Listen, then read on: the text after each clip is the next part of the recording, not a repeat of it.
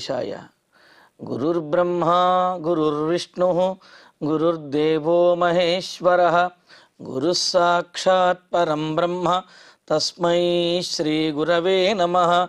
జటిలం చీరవసనం దండకారణ్యవాసినం మునివేషధరం ధ్యాయేత్ అరణ్యేకాండవుత్తమే. శ్రీరామచంద్ర పరబ్రహ్మణే నమః. అథ శ్రీమద్ రామాయణే ఆదికావ్యే అరణ్యకాండే పంచపంచాశः సర్గः. రాజ్యభ్రష్టేన దీనేన తాపసేన గతాయుషా కిం కరిష్యసి రామేణ మానుషేణాల్పతేజసా. రావణాసురుడు మాట్లాడుతున్నటువంటి మాటలు ఇవి. సీతాదేవిని పంచవటి నుండి అపహరించి తీసుకువచ్చి తన అంతఃపురం యందు ఉంచి ఆమెకు తన అంతఃపురంలో ఉన్న విశేషములు, అదేవిధంగా అక్కడ లంకానగరంలో ఉన్న విశేషములన్నీ కూడా చూపిస్తూ తన యొక్క ఐశ్వర్యమును, తన చతురంగ బలములను, సైన్యమును, అలాగే భవంతులు మొదలైన వీటినన్నింటినీ కూడా, సంపదలన్నింటినీ కూడా చూపిస్తూ ఆమెను మభ్యపెట్టడానికి ప్రయత్నిస్తూ వీటన్నింటికీ కూడా నీవే రాణివే అవుతావు, అనేక మంది దేవకన్యలు, గంధర్వకన్యలు, యక్షులు, కిన్నెరులు, కింపురుషులు, ఇలాగా అని సమస్తమైనటువంటి దేవతా గణముల నుండి ఆయా సందర్భాలలో తీసుకువచ్చినటువంటి అనేక మంది స్త్రీలు ఉన్నారు. వారందరూ కూడా నీకు దాసీగణం అవుతారు.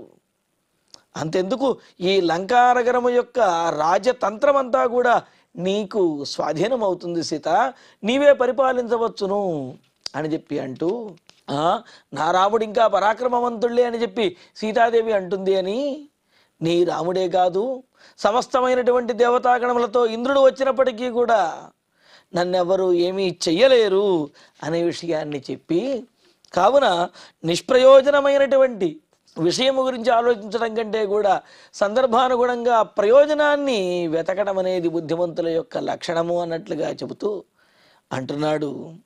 రాజ్యభ్రష్టేనా, నీ భర్త గొప్పవాడు అనుకుంటున్నావు కానీ సీత, ఏమున్నది నీ భర్త దగ్గర? ఇప్పుడు రాజ్యాన్ని కోల్పోయాడు, రాజ్యము నుండి బయటికి వచ్చేశాడు. దీనేనా, దుఃఖంతో ఉన్నటువంటి వాడు, ఏమాత్రమూ కూడా సంపద లేనటువంటి వాడు. తాపసేన, జటావల్కలములు ధరించి నారబట్టలు కట్టుకుని ఒక ముక్కు మూసుకుని తపస్సు చేసుకునేటువంటి మహర్షిలాగా ఉన్నటువంటి వాడు, అతడితో నువ్వేం సుఖపడతావు అన్నట్లుగా అంటూ, గతాయుష, ఆయుష్ చెల్లినవాడు అంటున్నాడు. అంటే ఇక్కడ అల్పమైనటువంటి ఆయుష్ కలిగిన వాడు అని చెప్పటం. ఇక్కడ అల్పమైనటువంటి, తక్కువ ఆయుష్ కలిగినటువంటి వాడు అంటే పరిమితమైనటువంటి ఆయుష్ మాత్రమే కలిగినటువంటి వాడు అని. మరి రావణాసురుడి యొక్క తన ఆయుష్ ఏమో అపరిమితమైనటువంటిది, దానికి అవధులు లేవు.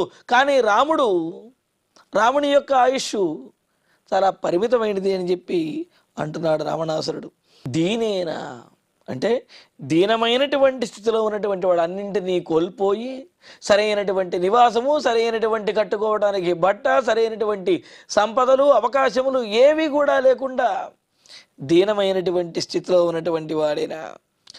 అల్పతేజస రామేణ మానుషేణ, సామాన్య మానవుడు, అదేవిధంగా తేజస్సు లేనటువంటి వాడు, అల్పమైనటువంటి తేజస్సు కలిగినటువంటి వాడైనా రాముడితోటి కిం కరిష్యసి, నువ్వేం చేస్తావు?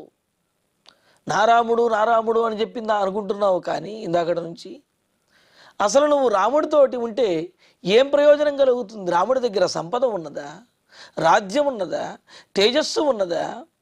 ఇవేమీ లేనటువంటి వాడు నిన్నేం సుఖపెట్టగలుగుతాడు అని అన్నట్లుగా అంటూ, భజస్వసీతే మామేవ భర్తాహం సదృశస్తవ యౌవనం హ్యధ్రువం భీరు రమస్వేహమయా సహా. సీత, నీకు సరైనటువంటి తగినటువంటి భర్తను రావణుడనైనటువంటి నేనే అవుతాను తప్ప తాపసిగా ఉన్నటువంటి రాముడు కానే కాదు. ఎందుకు అంటే నువ్వు చాలా గొప్పదానివి, గొప్ప సౌందర్యవతివి. అందుకనే నేను నిన్ను ఆరాధిస్తున్నాను. నీకు తగినటువంటి వాడిని, నిన్ను అన్ని విధాలుగా సుఖపెట్టగలిగినటువంటి నేనే తప్ప అన్నీ కోల్పోయినటువంటి వాడైనటువంటి రాముడు నిన్ను సుఖపెట్టలేడు సీత. కావున నీకు తగినటువంటి వాడినైనా నన్ను నువ్వు భర్తగా ఎంచుకో, భర్తగా అంగీకరించు అని చెప్పి రావణాసురుడు సీతాదేవిని ఈ విధంగా అడుగుతూ ఉన్నాడు.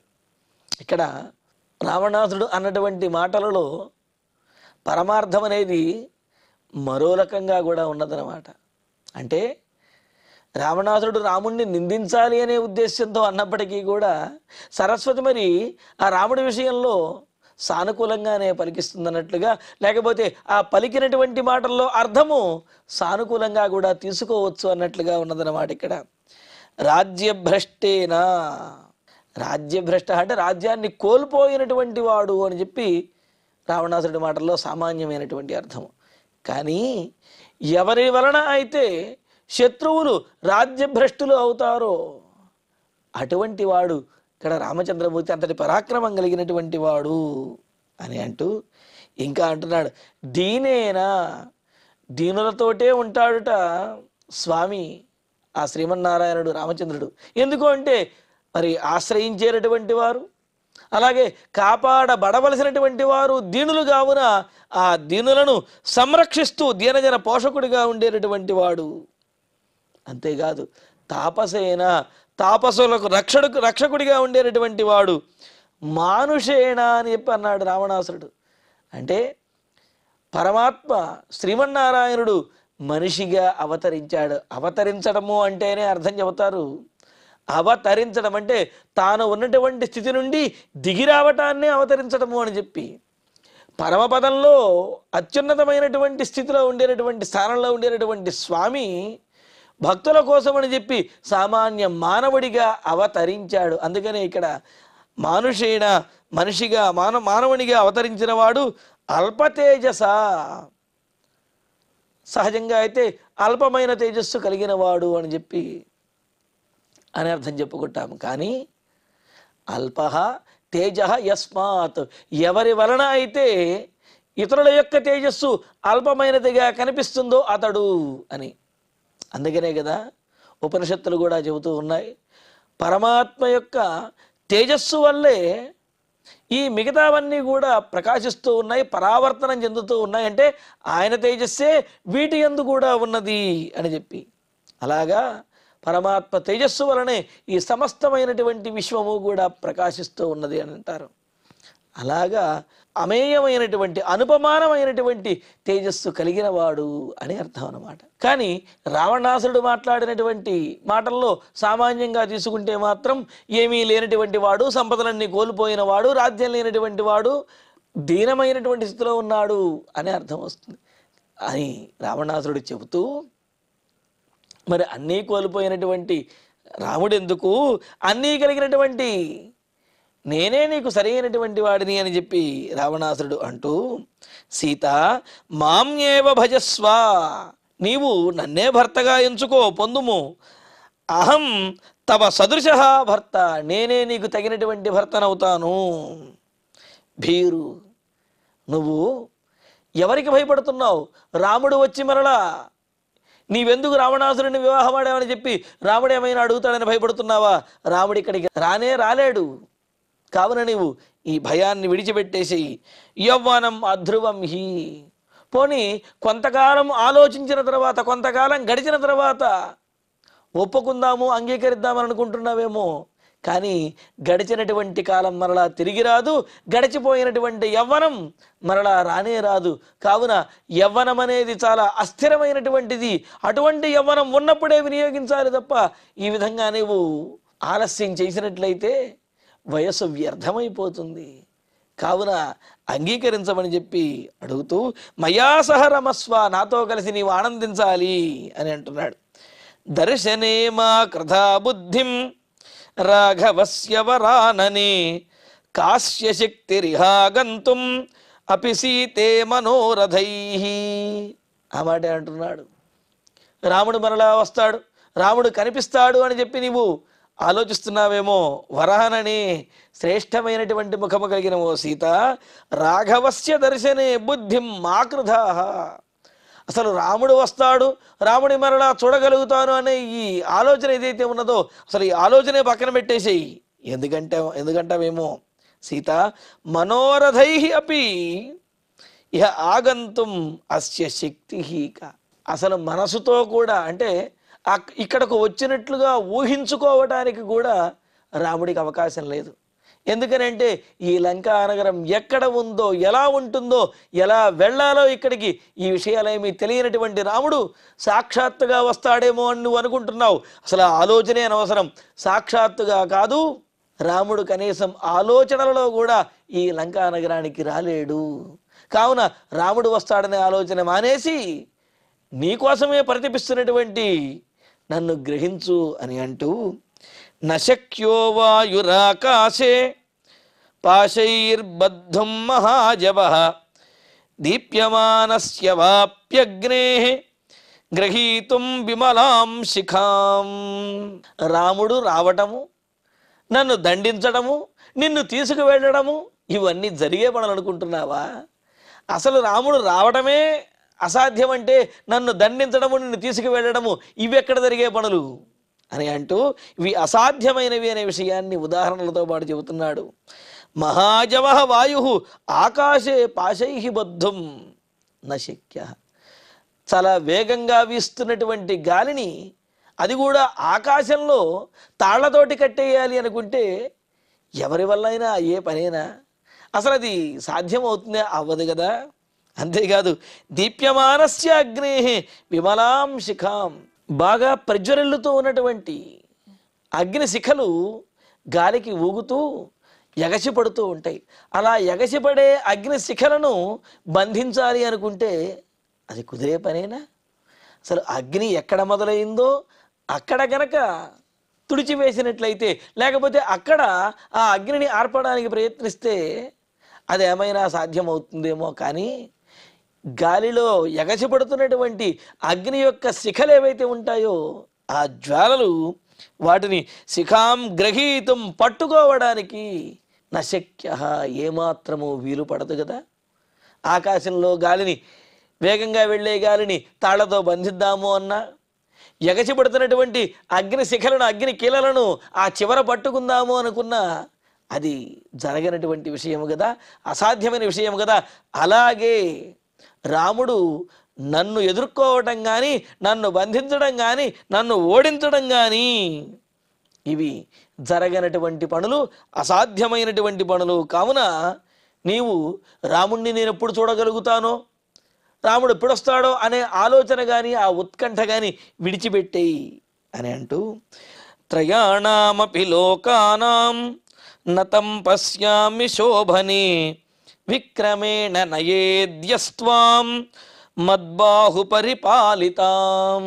సీత, మంగళకరమైనటువంటి ముఖము కలిగిన దాన, మంగళప్రదమైనటువంటి ఓ సీత శోభనే, యహ విక్రమేణ, ఎవడైతే పరాక్రమం చూపించి నా పరిపాలనలో ఉన్న, లేకపోతే మద్బాహు పరిపాలితాం, నా చేత పరిపాలించబడుతూ ఉన్న, నా రక్షణలో ఉన్నటువంటిదైన త్వాం నయేత్, నిన్ను ఎవరు తీసుకు వెళ్ళగలుగుతాడో అటువంటి వాడు ఇక్కడ తం త్రయాణం లోకానాం అపి నపశ్యామి, ముల్లోకములలో ఎవ్వడూ కూడా లేడు. ఏదో అనుకుంటున్నావేమో సీత, నీవు నా రక్షణలో, నా అధీనంలో ఉన్నటువంటి నిన్ను తీసుకువెళ్ళడానికి ఈ ముల్లోకములలో ఎవరికి కూడా ధైర్యము లేదు, ఎవరికి కూడా అంతటి పరాక్రమం అనేది లేదు. నన్ను ఓడించగలిగినటువంటి వాడు ఎవ్వడు లేనే లేడు. అటువంటి వాడు అసలు నాకు కనిపించలేదు అని అంటున్నాడు. అంటే ఇప్పటి వరకు కనిపించలేదు కానీ ఇకపైన కనిపించబోతాడు అనేది అందులో ఉన్న ఉద్దేశం అన్నమాట.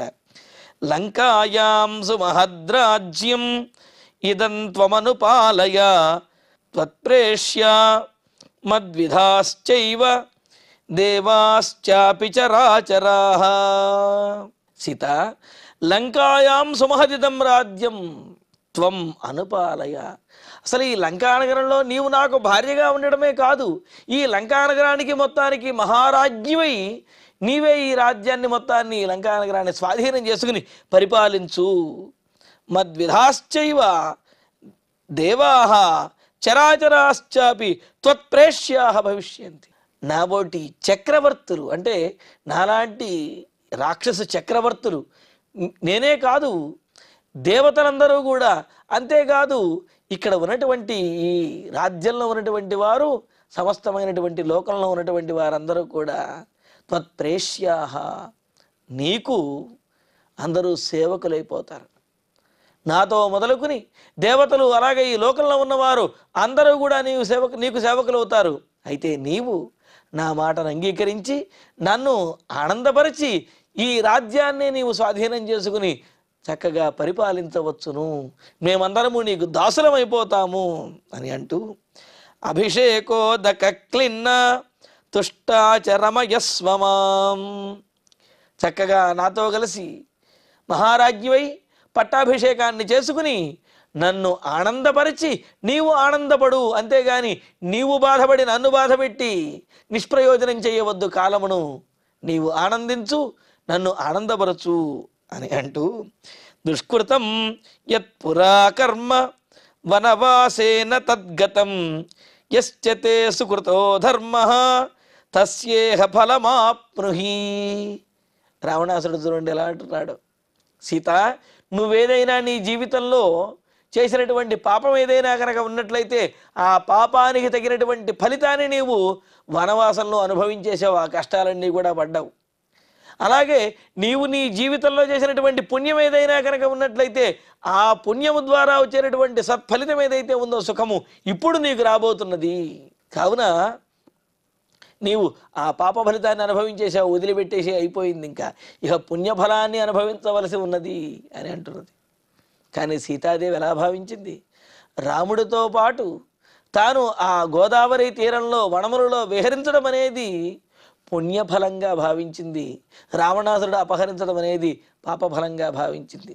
కానీ ఇక్కడ రావణాసురుడు ఏమంటున్నాడు, అరణ్యవాసం చేయటం అనేది నీకు పాపఫలము, అది గడిచిపోయింది, నీ పాపక్షయం అయిపోయింది, ఇంకా ఇప్పుడు నీ పుణ్యఫలాన్ని అనుభవిస్తూ సుఖంగా ఇక్కడ ఉండవచ్చును అని చెప్పి అంటున్నాడు. రాక్షసుడు చెప్పినప్పటికీ కూడా ఇందులో కొన్ని మాటలు చూడండి. అంటే పాపం చేసినటువంటి వారు కష్టమును అనుభవించవలసి వస్తుంది, పుణ్యము చేసినటువంటి వారు సుఖములు పొందుతారు, మరి ఒకటి ఎంతటి వారికైనా సరే పాపఫలములు ఆ కష్టమును అనుభవించిన తర్వాత పుణ్యఫలములు తప్పనిసరిగా దక్కి తీరుతాయి అనే విషయాన్ని చెబుతున్నాడు. అయితే ఈ సందర్భానికి రావణాసురుడు సీతాదేవి విషయంలో చెప్పడంలో అది కాస్త భిన్నంగా ఉన్నప్పటికీ కూడా సాధారణంగా కనుక తీసుకున్నట్లయితే ఆ మాటలు మంచి మాటలే. కానీ సీతాదేవి విషయంలో ఆ వనవాసం అనేది పాపఫలము కాదు, అది లోక కళ్యాణకరమైనటువంటిది.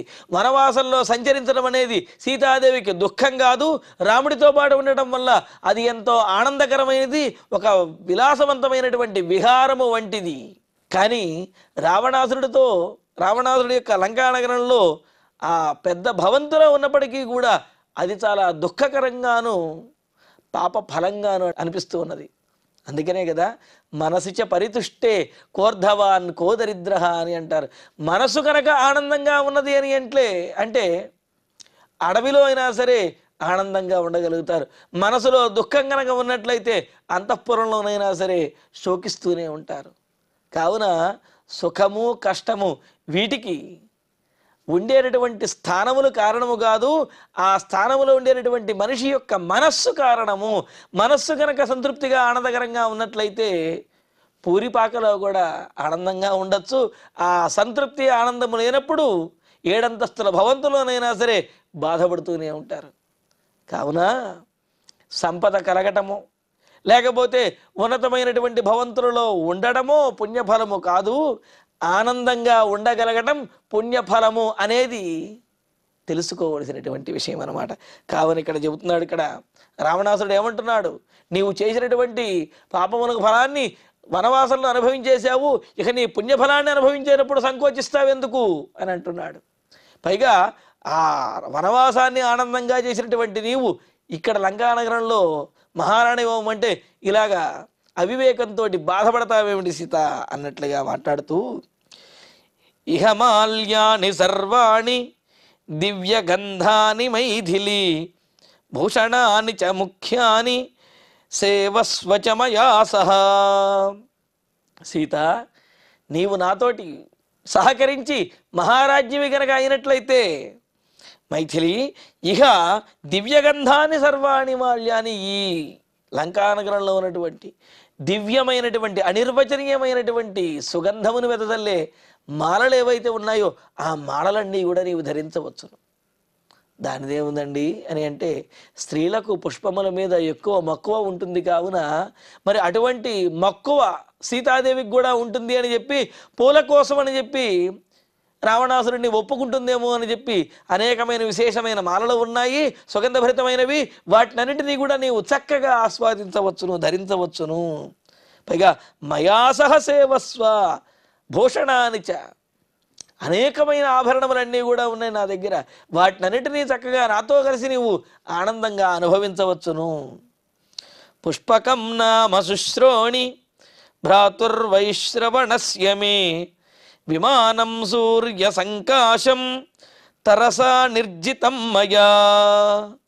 ఇవే కాదు, ఈ లోకంలో ఎక్కడా కూడా లేనటువంటిది, సంకల్ప మాత్రము చేతనే ఎక్కడికైనా తీసుకువెళ్ళేటటువంటిది, ఆకాశంలో పయనించేటటువంటిదైన పుష్పక విమానం నా దగ్గర ఉన్నది.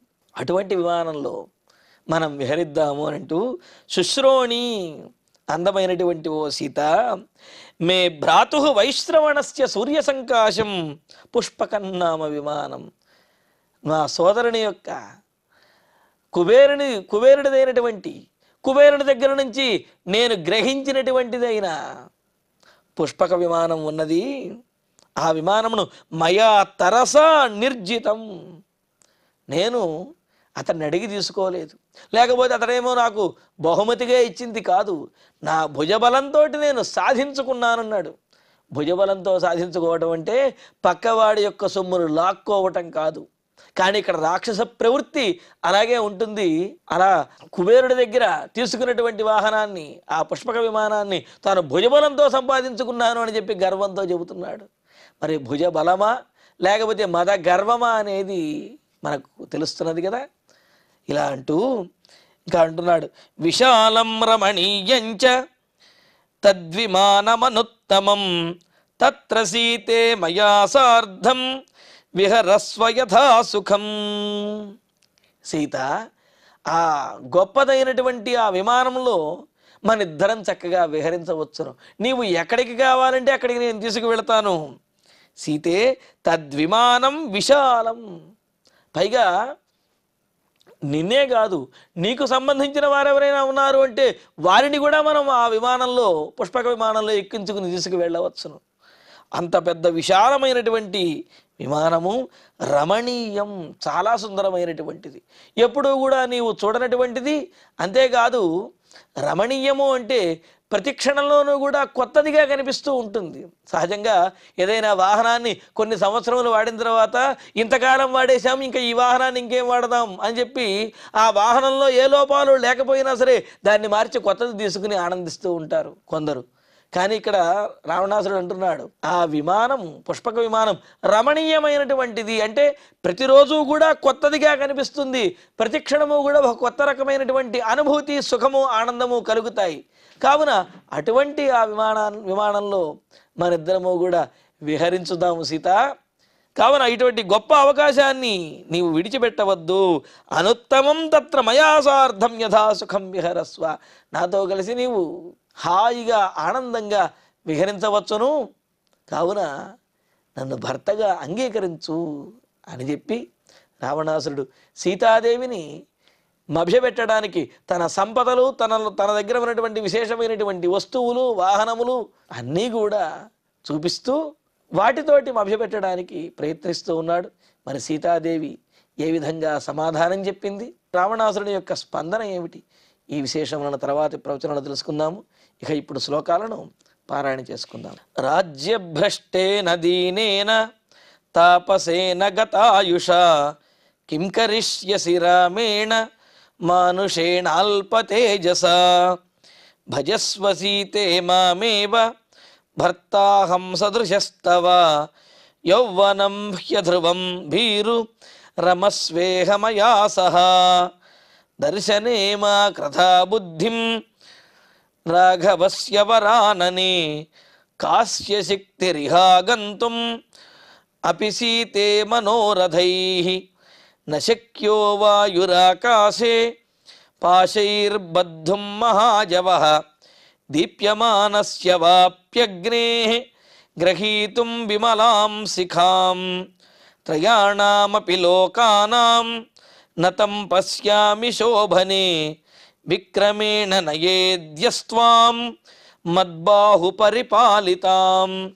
లంకాయాం సుమహద్రాజ్యం ఇదం త్వమనుపాలయ త్వత్ప్రేష్యామద్విధాశ్చైవ దేవాశ్చాపి చరాచరాః అభిషేకోదకక్లిన్నా తుష్టాచరమయస్వ మాం దుష్కృతం యత్పురా కర్మ వనవాసేన తద్గతం యశ్చ తే సుకృతో ధర్మః తస్యేహ ఫలమాప్నుహి ఇహ మాల్యాని సర్వాణి దివ్యగంధాని మైథిలి భూషణాని చ ముఖ్యాని సేవస్వ చ మయా సహ పుష్పకం నామ శుశ్రోణి భ్రాతుర్వైశ్రవణస్య మే విమానం సూర్యసంకాశం తరసా నిర్జితం మయా విశాలం రమణీయం చ తద్విమానమనుత్తమం తత్ర సీతే మయా సార్ధం విహరస్వ యథా సుఖం. ఇత్యార్షే శ్రీమద్ రామాయణే ఆదికావ్యే అరణ్యకాండే పంచపంచాశే సర్గే 10 శ్లోకాః. ఇక ఇప్పుడు క్షమాప్రార్థన మంగళాంతంగా ఈనాటి ప్రవచన పారాయణ కార్యక్రమాన్ని పరిపూర్ణం చేసుకుందాం. యదక్షరపదభ్రష్టం మాత్రాహీనంతు యద్భవేత్ తత్సర్వం క్షమ్యతాం దేవ నారాయణ నమోస్తుతే.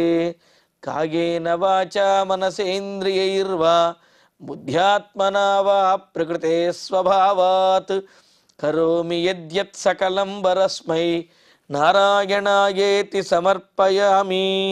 శ్రియః కాంతాయ కళ్యాణ నిధయే నిధయేర్ధినాం శ్రీవేంకట నివాసాయ శ్రీనివాసాయ మంగళం.